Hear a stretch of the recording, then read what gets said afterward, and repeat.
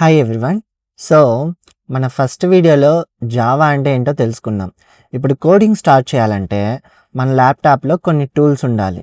Like ఒక ఇల్లు కట్టాలంటే ఇటుకలు, సిమెంటు ఎలా కావాలో, జావా ప్రోగ్రామ్ రాయాలంటే మనకు మెయిన్‌గా 2 విషయాలు కావాలి. అవి ఏంటంటే జావా డెవలప్‌మెంట్ కిట్, రెండోది ఐడీఈ ఇంటిగ్రేటెడ్ డెవలప్‌మెంట్ ఎన్విరాన్మెంట్. ఈ వీడియోలో వీటిని ఫ్రీగా ఎలా డౌన్లోడ్ చేసి ఎలా సెటప్ చేయాలో చూద్దాం. ముందుగా జేడీకే అంటే జావా డెవలప్‌మెంట్ కిట్. మన ల్యాప్‌టాప్‌కి జావా భాష అర్థం కావాలంటే ఇది తప్పనిసరిగా ఉండాలి. ఇది లేకపోతే మీ సిస్టంలో జావా ప్రోగ్రామ్స్ రన్ అవ్వవు. సో, ఫస్ట్ దీన్ని ఇన్‌స్టాల్ చేద్దాం. ఇన్‌స్టాలేషన్ కోసం నేను మీకు ఒక లింక్ ఇస్తాను డిస్క్రిప్షన్‌లో. సో, ఆ వీడియోని ఫాలో అవ్వండి.